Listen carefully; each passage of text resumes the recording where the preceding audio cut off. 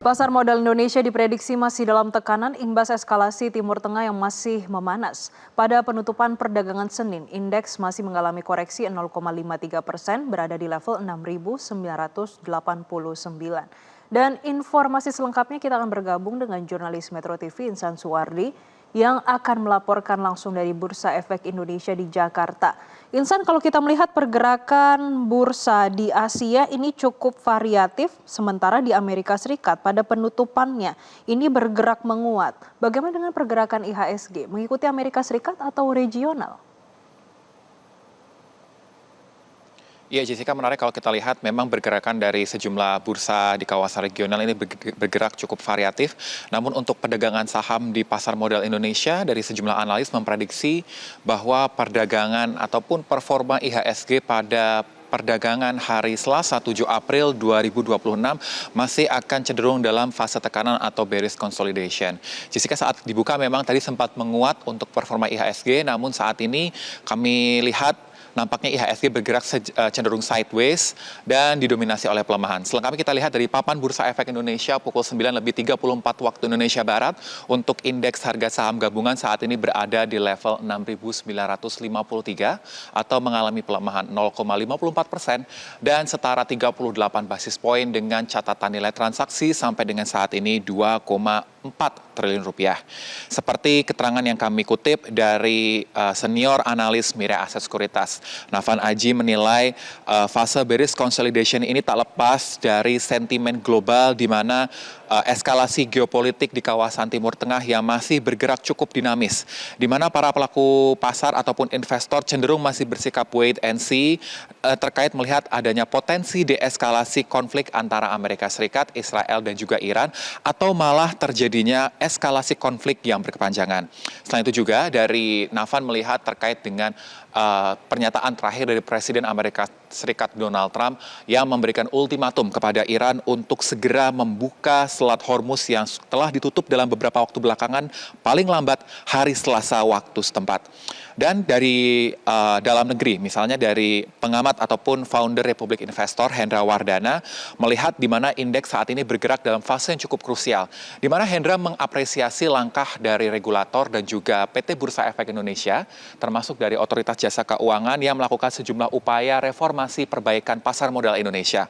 Mulai dari pembukaan informasi keterangan kepemilikan saham di atas 1%, lalu juga upaya peningkatan free float dari 7,5 sampai dengan 15%, sampai dengan terakhir kalau kita lihat dari PT Bursa Efek Indonesia juga telah merilis sejumlah daftar emiten dengan konsentrasi kepemilikan tinggi atau high shareholding concentration sebagai langkah upaya pemberitahuan informasi dan keterbukaan informasi kepada investor sebelum mereka memilih melakukan transaksi. Meski begitu juga dari Hendra menilai bahwa indeks nampaknya masih dalam fase tekanan jual imbas dari ketegangan di kawasan Timur Tengah. Namun sampai dengan saat ini di mana dari Hendra pun juga menilai dengan modal upaya reformasi pasar modal yang dilakukan oleh regulator pemerintah ini juga memberikan sebuah modal yang cukup baik apabila nantinya indeks akan bergerak rebound di masa mendatang, telah memiliki pondasi yang kuat di mana pasar modal Indonesia telah mengikuti standar bursa global. Jessica, tidak hanya itu juga saat kami pantau dari bagaimana pergerakan nilai tukar rupiah saat ini pada perdagangan hari Selasa 7 April 2026 pada pukul 9:36 waktu Indonesia Barat, nilai tukar rupiah kami pantau juga masih mengalami pelemahan di 0,31% atau saat ini mencatatkan nilai level 17.088 terhadap nilai dolar Amerika Serikat. Dari pengamat mata uang Ibrahim Aswaibi pun menilai di mana pergerakan nilai tukar rupiah lepas dari sentimen global di mana eskalasi geopolitik di kawasan Timur Tengah menjadi salah satu faktor pendorong pelemahan dari nilai tukar rupiah, dan ia memperkirakan di pergerakan nilai tukar rupiah ini masih akan bergerak di level 17.080 untuk perdagangan pada hari ini. Jessica. Iya, Insan, Anda menyatakan kalau nilai tukar rupiah saat ini berada di level 17 ribuan. Bagaimana dengan pergerakan indeks dolar? Apakah pergerakannya memang menguat sehingga pergerakan nilai tukar rupiah pada pagi hari ini melemah? Berapa indeks dolar saat ini?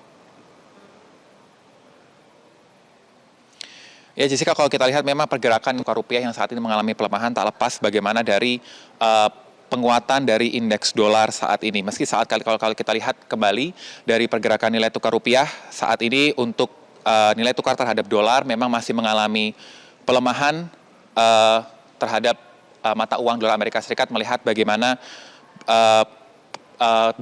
eskalasi geopolitik yang terjadi di kawasan Timur Tengah. Namun saat ini kami pantau untuk pergerakan nilai tukar indeks dolar pada hari ini cenderung masih mengalami penguatan. Saat ini kalau kami pantau dari laman pemantauan investing untuk nilai indeks dolar Amerika Serikat masih mengalami penguatan 0,15%, berada di level 99,9 saat ini dari pemantauan investing, sehingga tak lepas bagaimana dari para pelaku pasar cenderung meninggalkan aset beresiko dan memilih untuk mengamankan portofolio mereka di sejumlah aset-aset safe haven termasuk dari indeks dolar Amerika Serikat. Untuk sementara demikian, Jessica.